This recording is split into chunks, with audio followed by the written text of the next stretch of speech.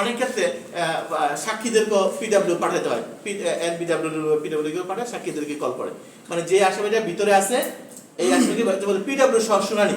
আমরা বলি পিডব্লিউ সহ কি শুনানি। যেমন যে স্যার আমার আসামি বয়স ৭৬ বছর, আপনি দেখলে স্যার আপনার মায়া লাগবে, আপনি স্যার আজকে শুনানি করবো না, আপনি পিডব্লিউ সহ রাখেন, মানে আসামি আসুন। এটা মানে আসামি জেলখানা থেকে কি করবে, কোর্টে আসবে, তখন আসামিকে বুঝতে কি হবে, শুনানি হবে। এটাও পিডব্লিউ বলি আমরা। ক্লিয়ার? স্যার আপিল করলে স্যার আপিলের আগে যে দাঁড়ায় প্রশ্ন করেন, আমি কোথাও বলছিলাম যে আমাকে কোনো প্রশ্ন করতে দাঁড়ায় করতে হবে। জি স্যার বলেন। আপিল করলে কি এটাকে আগে মতো মানে 11টা পদক্ষেপ না, আপিল করলে শুধু আপিল করবেন, আপিল যেদিন ফাইল করবেন অপোজিট পার্টি নোটিশ পাবে, ওর 1 তারিখে সই করে নিষ্পত্তি হয়ে যাবে। আর কিছু দেখবে, আপিল আদালত শুধু দেখবে জাজমেন্টগুলো, যে নিম্ন আদালত জাজমেন্টটা সঠিক আছে কিনা। যদি সঠিক থাকে বলবে নিম্ন আদালত জাজমেন্ট সঠিক, এটা বহাল থাকলো। আর যদি উনি মনে করে যে না এই নিম্ন আদালত জাজমেন্ট সঠিক না, তাহলে উনি রদ বদল করবে, রদ রহিত করবে, বা নিম্ন আদালত জাজমেন্ট বাতিল করতে পারবে। ঠিক আছে? আচ্ছা স্যার, আচ্ছা ছিল যে ওই সাক্ষীর স্টেপে যে সাক্ষী বাসা নিয়ে এসে করানো হয়, কমিশনিং বলে, এটা আসলে কোন স্টেপে স্যার হয়, বা কারা আসে সাক্ষী শুনানির জন্য বাসায়? আদালত থেকে যদি কোনো সাক্ষী আসে, তাহলে সাক্ষী যদি মুমূর্ষু অবস্থায় থাকে, জি। মানে সে হাঁটাচলা করতে পারে, তখন আদালতকে একটা পিটিশন দিতে হয় যে স্যার এই সাক্ষীটা মুমূর্ষু অবস্থা, সে হাঁটাচলা করতে পারে না, আপনি একটা কমিশন, তখন আদালত তার অধীনস্থ একজন মানে কর্মকর্তাকে পাঠায় যে সাক্ষী নেওয়ার জন্য। আচ্ছা, এর জন্য তো ফি আছে একটা বলে। অবশ্যই সরকারি একটা গভর্নমেন্ট ফি আছে। হ্যাঁ। আর কার কোনো প্রশ্ন আছে? নাই। আচ্ছা বলেন, শেষ প্রশ্নটা। বিবাদীকে অ্যাক্টিভ থাকতে হবে। এখন যদি বিবাদী অ্যাক্টিভ না থাকে, সেক্ষেত্রে কি মামলা শুরু না, সেক্ষেত্রে মামলাটা ওই যে জবাব দিল না, বিবাদী অনেকদিন মামলা জবাব দিল না, দিলে মামলাটা একটা পর্যন্ত চলে যাবে। যে অনেকদিন জবাব দিল না বা সে আসলো না, এপিআর হলো না, এপিআর মানে মামলাতে অন্তর্ভুক্ত হওয়া, সে এপিআর হলো না, না হলে কোর্ট ধরে নেবে 3 তারিখের পরে কোর্ট ধরে নেবে যে না এই লোক জেনে শুনেও আসতেছে না, তাহলে মামলাটা আমি একতরফা ডিগ্রিতে দেবে, তাহলে ওই বাদী একতরফা ডিগ্রি পাবে। 3 ডেটের পরে 3 ডেট 4 ডেট 5 ডেট আপনার আইনজীবীর উপর ডিপেন্ড করবে, আপনার উপর ডিপেন্ড করবে। আর কোন প্রশ্ন নাই? আচ্ছা আমরা এই যে এই শীটটা কে কে পাই নাই আজকে এখানে বলছিলাম, এই যে মুসলিমানের যে অঙ্কগুলি আমরা বলছিলাম, ওখানে প্রথম বলছিলাম যে পিতা, তারপরে আমরা বলছি মাতা, আমরা বলছিলাম স্বামী, স্ত্রী, তারপরে বলছি আমরা স্বামী, আমরা বলছি যে কন্যা, কন্যা। প্রথম হয়। অনলাইনে অনেকগুলি ক্লাস নিচ্ছি, আবার আজকেও যদি প্রথম হয় তাহলে এই পড়াশোনা করে লাভ কি? ডিসেম্বর কেমন না, যাক তারপরে আমার নাম জহিরুল হক শামীম, মুসলিম আইন। আমরা বলছি যে মুসলিম আইন, যখন যে আইনটা পড়বো ওই আইন সম্পর্কে আমাদের ভালো থাকতে হবে। কি থাকতে হবে? ধারণা থাকতে হবে। বলছি মুসলিম আইন কাকে বলে? আমরা বলছি আল্লাহ তাআলা তার বান্দাদের উপর বিভিন্ন সময় আদেশমূলক, উপদেশমূলক, নিষেধমূলক যে সকল ওহী নাযিল করেন সেটা কি আইন? মুসলিম আইন। মুসলিম আইন পরিবর্তন, সংশোধন এবং বিয়োজনযোগ্য নয়। কাল কিয়ামত পর্যন্ত কোরআন শরীফের জের জবর পেশে যেমন কোনো পরিবর্তন হবে না, এই মুসলিম আইনের কি হবে না, কোনো পরিবর্তন হবে না। আমরা বলছিলাম যে উত্তরাধিকার কাকে বলে? আমরা বলছি কোনো ব্যক্তির মৃত্যুর পর তার সম্পত্তি যে বুক দখল করবে সেই মৃত ব্যক্তির উত্তরাধিকার। কত প্রকার? আমরা ওখানে বলছিলাম উত্তরাধিকার 3 প্রকার: সুনির্দিষ্ট অংশীদার, অবশিষ্ট অংশীদার, দূরবর্তী জ্ঞাতি। কারা সুনির্দিষ্ট অংশীদার? আমরা বলছি আইনে যাদের অংশ সুনির্দিষ্ট করে দেওয়া আছে তারাই সুনির্দিষ্ট অংশীদার। আইনে যাদের অংশ সুনির্দিষ্ট করে দেওয়া আছে তারাই কি সুনির্দিষ্ট অংশীদার। তারা অবশিষ্ট অংশীদার। বলছি সুনির্দিষ্ট অংশীদারদের অংশ দেওয়ার পর যদি কোনো অংশ অবশিষ্ট থাকে, ওই অংশ যারা বুক দখল করবে তারা অবশিষ্ট অংশীদার। বলছে কারা দূরবর্তী জ্ঞাতি? সুনির্দিষ্ট অংশীদার এবং অবশিষ্ট অংশীদারদের অংশ দেওয়ার পর যদি কোনো অংশ অবশিষ্ট থাকে, ওই অংশ যারা বুক দখল করবে তারা কি দূরবর্তী জ্ঞাতি। তাহলে সুনির্দিষ্ট অংশীদার কতজন? 1 নম্বরে আমরা বলছিলাম 12 জন। কতজন? 12 জন। এই 12 জনের অংশ দেওয়া আছে এখানে। যদি আমরা 12 জনের অংশটা মনে রাখতে পারি তাহলে আমাদের জন্য যে কোনো ফারাইজ করা খুবই সহজ।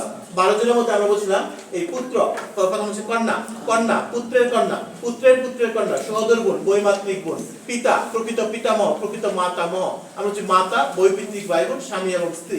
এই 12 জন হচ্ছে সুনির্দিষ্ট অংশীদার। আপনারা যখন হিন্দু আইন পড়বেন, এই হিন্দু আইনও 4-5টা অঙ্ক আছে, ওখানে বলছে হিন্দু আইনের 2টা মতবাদ, একটা হচ্ছে মিতক্করা, একটা দায়ভাগা মতবাদ। এই দায়ভাগ মতবাদে হিন্দু উত্তরাধিকার 3 প্রকার। ওরা বলছে সপিণ্ড, সাকুল্য, সমানুদক।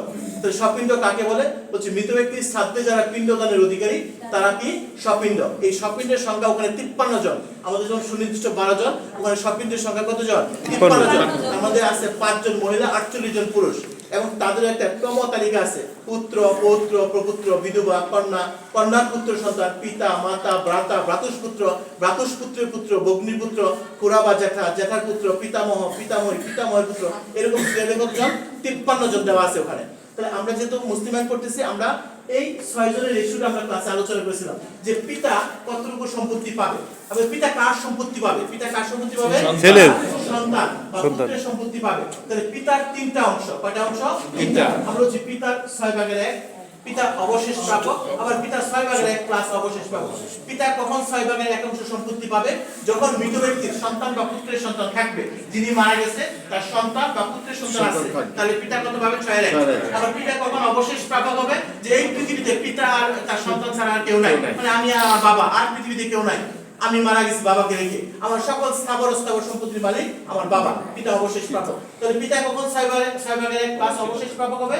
বলছে সবাই অংশ থেকে দেওয়ার পর, পিতাকেও 6 এর 1 দেওয়ার পর যদি কোনো সম্পত্তি অবশিষ্ট থাকে ওই অংশ কে পাবে? পিতা অবশেষ প্রাপক হিসেবে পাবে। তাহলে পিতার কয়টা অংশ? 3টা। 6 এর 1 অবশেষ প্রাপক আর 6 এর 1 প্লাস অবশেষ প্রাপক। এবার মাতার 2টা অংশ, 6 ভাগের 1 আর 3 ভাগের 1। বলছে মাতা, তো ওখানে বলছে যখন কোনো সন্তান, পুত্রের সন্তান এক বা একাধিক ভাই বোন থাকবে তখন মা কত পাবে? 6 ভাগের 1। আর ওখানে স্বামী বা স্ত্রী যদি থাকে তখন মা কত পাবে? 3 ভাগের 1। বলছে স্ত্রীর 2টা অংশ, 4 ভাগের 1 আর 8 ভাগের 1। স্ত্রী কখন 4 ভাগের 1 অংশ সম্পত্তি পাবে? বলছে যদি সন্তান না থাকে, হাজবেন্ড ওয়াইফের মধ্যে যদি সন্তান না থাকে তাহলে স্ত্রী পাবে 4 ভাগের 1। আর যদি সন্তান থাকে তাহলে স্ত্রী কত পাবে? 8 ভাগের 1। কার সম্পত্তি পাবে? স্ত্রী। তার স্বামী সম্পত্তি পাবে। আর স্বামীর 2টা অংশ, 2 ভাগের 1 আর কত? 4 ভাগের 1। স্বামী কখন 2 ভাগের 1 অংশ সম্পত্তি পাবে? যখন কোনো সন্তান থাকবে না, তখন স্বামী পাবে 2 ভাগ। কার সম্পত্তি পাবে? স্ত্রীর সম্পত্তি পাবে। যদি স্ত্রী থাকে, যদি স্ত্রী কি থাকে, আর যদি না থাকে তাহলে পাবে না। স্বামী তো কম বেশি যায়, কিছু না কিছু থাকে, তাই না? যদি স্ত্রী থাকে তাহলে স্বামী, সন্তান না থাকলে 2 ভাগের 1 পাবে, আর সন্তান থাকলে কত পাবে? 4 ভাগের 1।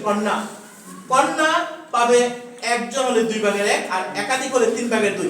তবে শর্ত হলো পুত্র থাকা যাবে না। আর যদি পুত্র থাকে তাহলে পুত্র এবং কন্যা 2:1 অনুপাতে সম্পত্তি পাবে। তো পুত্রের কন্যা সেম, পুত্রের কন্যা যদি সংখ্যা একজন হয় তাহলে পাবে 2 ভাগের 1, আর যদি একাধিক হয় তাহলে পাবে 3 ভাগের 2। আর যদি কন্যা থাকে এবং বাবা যদি কন্যা দেয় তাহলে পুত্রের কন্যা এক বা একাধিক যাই থাকুক না কেন সে 6 ভাগের 1 অংশ সম্পত্তি পাবে। এই কন্যা পুত্রের কন্যার মাতবরিরা তখনই হবে যখন কন্যা না থাকবে, যখন কন্যা না থাকবে। এই 6 জনের রেশিওটা আমি বলে দিয়েছিলাম আর বলছিলাম যে এই শীতটা কমপক্ষে 10 বার করার জন্য। আমি জানি আপনারা করবেন না, এটাও আমি জানি, কারণ আমি যখন ক্লাস নেই এই গন্ডির মধ্যেই থাকে যে স্যার আজকে যে সব শেষ করে দেবো, কোনো মতো গেটটা পার হওয়ার পরে আর হয়ে যায়, এটাই স্বাভাবিক। তারপরে শুনেন, ক্লাসটা মানে কি আপনাকে শুনতে হবে, প্রতিদিন ক্লাসে আসবেন, ক্লাসগুলো শুনবেন, শুনলে হবে, বাসায় পড়ার দরকার নেই। আর একটু সহজ করে দিলাম, তারপরে আসেন এবার আমরা 7 নম্বরে যাই। এটা এখানে যা লেখা আছে আমি কিন্তু তা বলে দিছি। ফার্স্ট পেজে, সেকেন্ড পেজে বলছি পুত্রের কন্যা, 7 নাম্বার পুত্রের কন্যা। এই পুত্রের কন্যাও যদি সংখ্যায় একজন হয় 2 ভাগের 1, আর সংখ্যায় যদি একাধিক হয় তাহলে কত হবে? 3 ভাগের 2।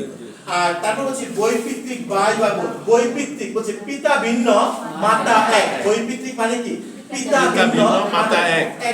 একটা মহিলার বিয়ে হয়েছে, একটা বাচ্চা হয়েছে, পরে হাজবেন্ড মারা গেছে, আবার বিয়ে হয়েছে, আরেকটা বাচ্চা হয়েছে, এই 2 বাচ্চা হচ্ছে বৈপিত্রিক, মানে 2 বাবা মা কয়জন? একজন। এটা হচ্ছে বৈপিত্রিক। সহোদর বোন মানে আপন, সহোদর মানে কি? আপন বোন। এই আপন বোন যদি সংখ্যা একজন হয় 2 ভাগের 1 আর একাধিক হলে 3 ভাগের 2।